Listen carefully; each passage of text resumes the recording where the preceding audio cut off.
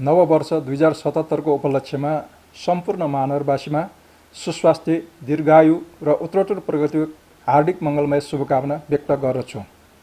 विश्वभरि नै महामारीको रूपमा फैलिँदै गइरहेको कोरोना भाइरसबाट हामी शीघ्र मुक्त हुन सकौँ भन्ने कामना गर्दै यस विरुद्ध लड्न हामी सबैलाई साहस र हौसला प्राप्त होस् भन्ने कामना पनि व्यक्त गर्दछु।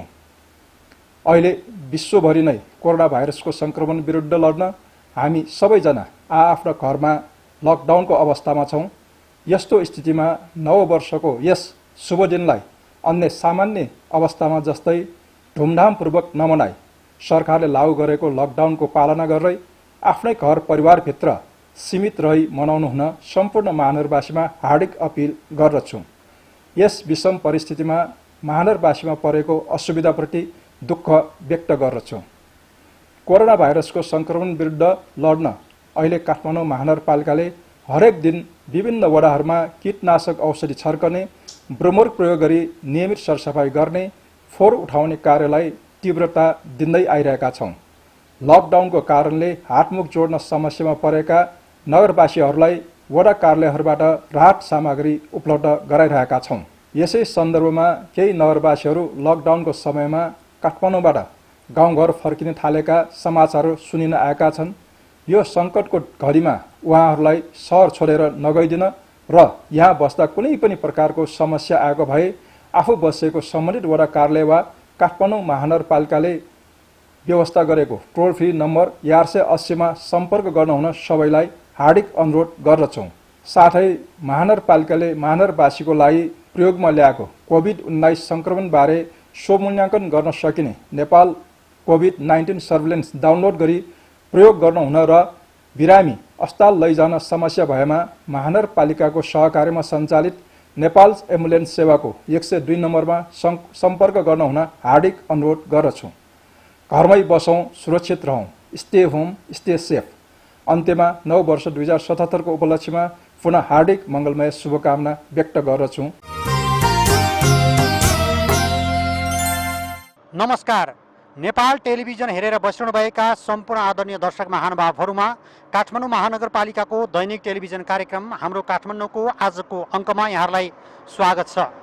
दर्शकबिन, आज 2077 साल वैशाख 1 गते 2076 साल चैतभरि हामी लकडाउनमा पर्यौँ। लकडाउनको अवस्थामा यहाँहरू घरभित्र सुरक्षित बसिरहनु भएको छ र आज लकडाउनको तेस्रो साता नयाँ वर्ष हामीले घरभित्रै सुरक्षित तवरले मनाइरहेका छौँ, घरभित्रै बसिरहेका छौँ।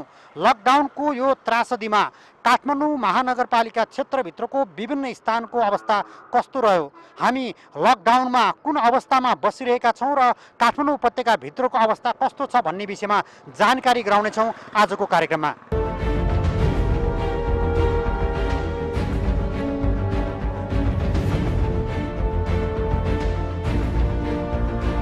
दर्शकबिन, यतिखेर हामी काठमाडौँको कलङ्की चोकमा रहेका छौँ।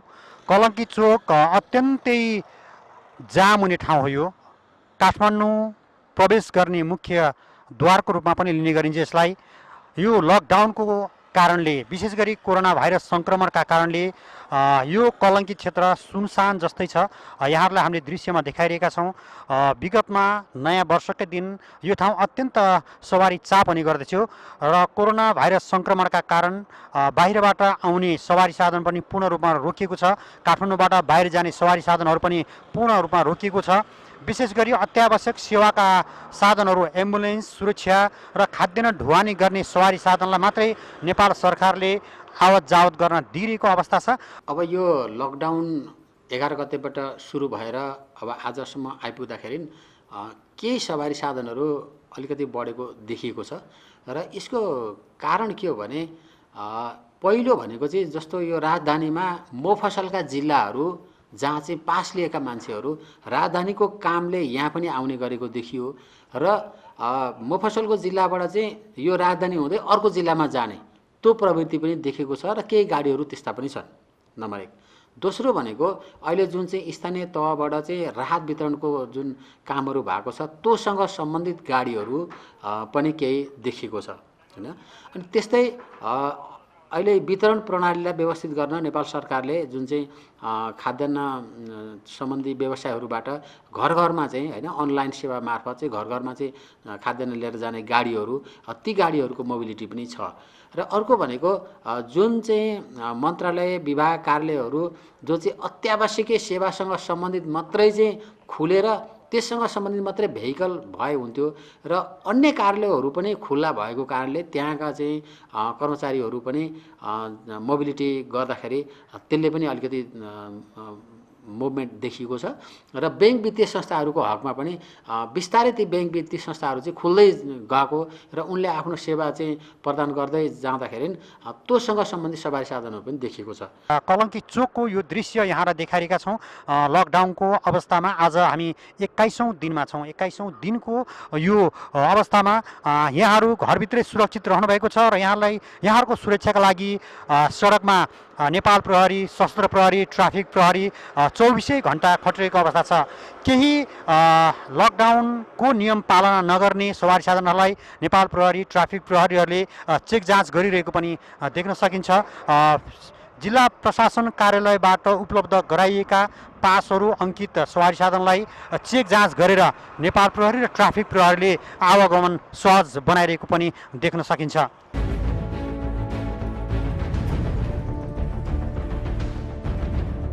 दर्शकवृन्द, यो काठमाडौँको केन्द्रबिन्दु रहेको कालीमाटी चोकमा छौँ।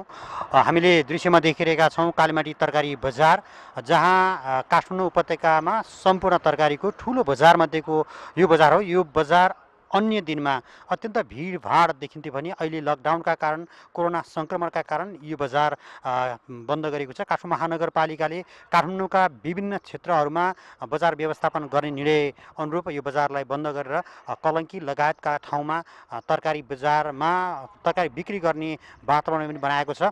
हामीले दृश्यमा देख्न सक्छौँ कालीमाटी तरकारी बजार अहिले सुनसान जस्तो देखिएको छ। यहाँ पनि कोरोना सङ्क्रमण नसरोस् भन्नका लागि यहाँ धेरै मानिसहरू आवत जावत हुने कारणले प्रशासनको सहकार्यमा काठमाडौँ महानगरपालिकाले यो बजारलाई केही दिनको लागि बन्द गरेको छ। अर्को व्यवस्था नभएसम्मका लागि एक व्यक्तिबाट अर्को व्यक्तिमा सर्ने रोग हो यो कोरोना सङ्क्रमण, जुन विश्वव्यापी रूपमा भयावह अवस्थामा देखिएको छ। र विशेष गरी काठमाडौँ महानगरपालिकाले जहाँ भिडभाड हुन्छ त्यस्ता ठाउँमा निसङ्क्रमित गर्ने औषधिहरू छर्किने काम पनि गरेको छ। यो कालीमाटी बजार नै नेपालको सबैभन्दा ठुलो बजारका रूपमा पनि लिने गरिन्छ। यो बजार सुनसान छ, तर पनि काठमाडौँ महानगरपालिकाले महानगरपालिका क्षेत्रभित्र बसोबास गर्ने आम महानगरवासीहरूको खाद्यान्न सुरक्षाका लागि 32 वडा मार्फत राहत वितरण गरिएको छ। कोही भोकै नपरुन् भन्ने खालको जुन महानगरपालिकाको उद्देश्य छ, सोही अनुरूप महानगरपालिकाले यहाँहरूलाई त्यो सेवा दिइरहेको छ। यहाँहरू घरभित्रै सुरक्षित रहनुहोला, घरबाट बाहिर ननिस्कनुहोला भन्ने आग्रह गर्दै आजको कार्यक्रम हामी विभिन्न स्थानहरूबाट त्यहाँको वस्तुस्थितिबारे जानकारी गराउने प्रयास गरेका छौँ। हामी अन्य क्षेत्रको ठाउँको र त्यहाँको अवस्थाका बारे पनि यहाँहरूलाई जानकारी गराउने प्रयास गर्नेछौँ।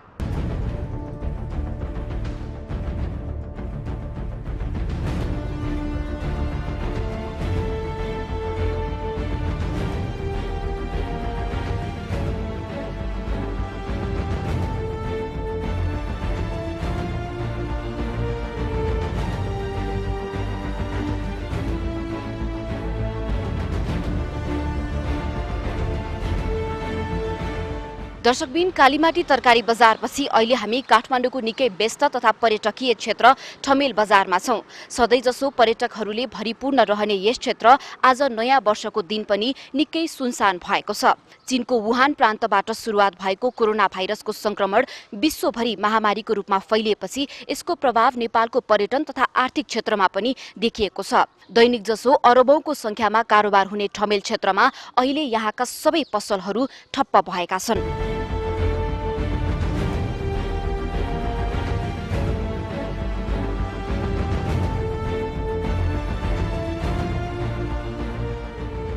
दर्शकबिन, हामी यो लकडाउनको 21औं दिन, नयाँ वर्षको दिन काठमाडौँ उपत्यका विशेष गरी काठमाडौँ महानगरपालिका क्षेत्रहरूमा अहिले कुन अवस्थामा छ दिनभरिको अवस्था देखाउने प्रयासमा छौँ र यतिखेर हामी काठमाडौँ महानगरपालिका वडा नम्बर 11 त्रिपुरेश्वर चोकमा आइपुगेका छौँ।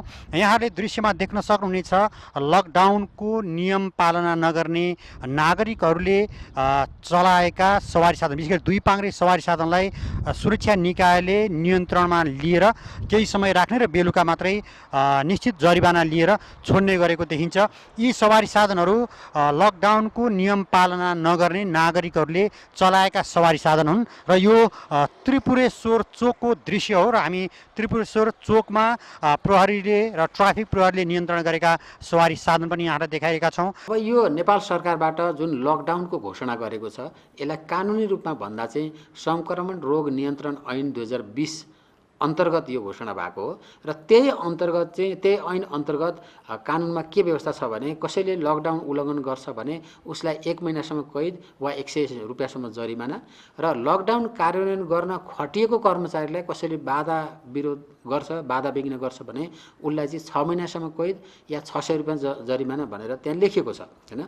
र त्योदेखि बाहेक चाहिँ स्थानीय प्रशासन ऐन पनि यसमा चाहिँ एक्टिभ हुन्छ हैन। त्यो बाहेक चाहिँ अपराध संहिताले पनि यसलाई चाहिँ सम्बोधन गर्न सक्छ। तर अहिले हामीले लकडाउन राम्रोसँग प्रभावकारी भइरहेको एउटा अवस्था र अर्को चाहिँ संक्रमण रोगको जोखिमले चाहिँ सबै नागरिकहरू एउटा चाहिँ आतंकित भएको अवस्थामा हामीले चाहिँ कानुन छ भन्दैमा त्यसलाई कार्यान्वयन गर्ने भन्दा एउटा सम्झाउने बुझाउने होल्ड गर्ने र नगर्नुहोस् भनेर अनुरोध गर्ने जुन काम गरेका छौँ त्यसैबाट यो चाहिँ प्रभावकारी रूपमा चाहिँ कार्यान्वयन भइराखेको छ।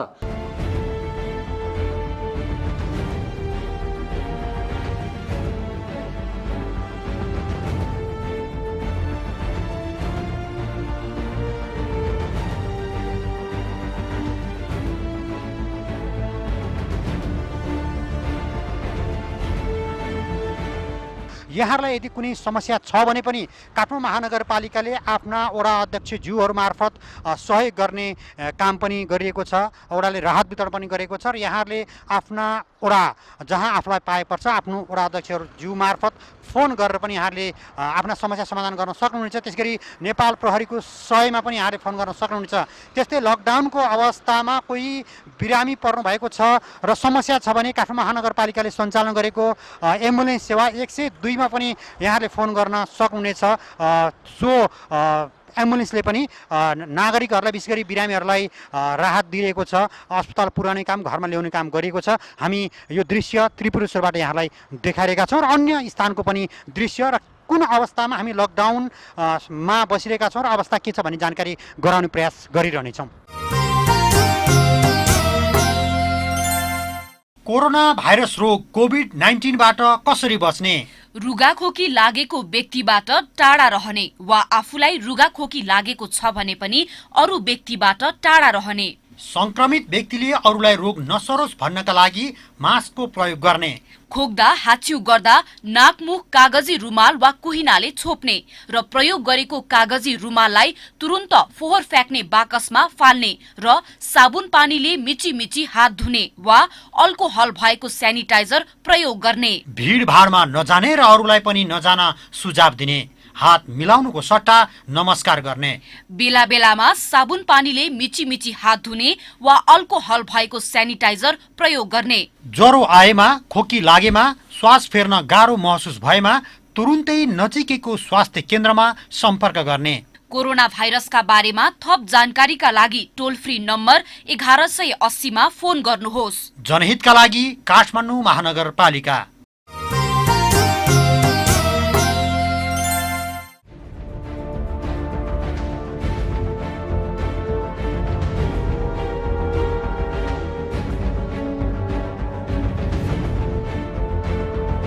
दर्शकबिन यतिखेर हामी काठमाडौँको बानेश्वर चोकमा आइपुगेका छौँ। लकडाउनको 21औं दिन काठमाडौँ उपत्यकाको अवस्था कस्तो रह्यो, हामीले लकडाउनको अवस्थामा नियम पालना कतिका भइरहेका छन् भन्ने जानकारी गराउने प्रयास गऱ्यौँ। कलङ्कीदेखि बल्खु कालीमाटी हुँदै बानेश्वरसम्म आइपुग्दाखेरि लकडाउनका समयमा धेरै नागरिकहरूले लकडाउनको पालना नियम पालना गरेको देखिन्छ भने केही लकडाउनको नियम पालना नगर्ने सवारी साधनलाई सुरक्षा निकायले आफ्नो नियन्त्रणमा लिएर कारबाही गरेको पनि अवस्था हामीले देख्न सकेका छौँ। जिल्ला प्रशासन कार्यालयले वितरण गरेका सवारीका पासका सवारीहरू गुडिरहेका छन्। त्यस्तै अत्यावश्यक सामग्री ढुवानी गर्ने र एम्बुलेन्स सञ्चारका लगायतका सवारी साधन पनि गुडिरहेका हामीले यहाँहरूलाई देखायौँ। नयाँ वर्षको यो पावन दिनका दिन पनि हामी महामारी रोग कोरोना सङ्क्रमणका कारण हामी घरभित्रै रहेका छौँ, सुरक्षित रहेका छौँ। 2076 सालले हामीलाई एउटा त्रासदी वातावरणमा बनाइरहेको अवस्था थियो र त्यो त्रासमा हामी रह्यौँ। यद्यपि 2077 सालको सुरुवातको दिन आज यहाँहरू घरमै बसेर धुमधामसँग नयाँ वर्ष मनाइरहनु भएको छ भन्ने आशा गर्दै सम्पूर्ण आदरणीय दर्शक महानुभावहरूलाई 2077 सालको नयाँ वर्षको शुभकामना व्यक्त गर्दै आजको कार्यक्रमको निर्धारित समय सकिएको छ। भोलि पनि नयाँ विषय र प्रसङ्ग लिएर आउने नै छु। तबसम्मका लागि सम्पूर्ण टिमसहित म वैकुण्ठ भण्डारी बिदा चाहन्छु। नेपाल टेलिभिजन हेर्दै गर्नुहोला, घरभित्रै सुरक्षित रहनुहोला। नमस्कार।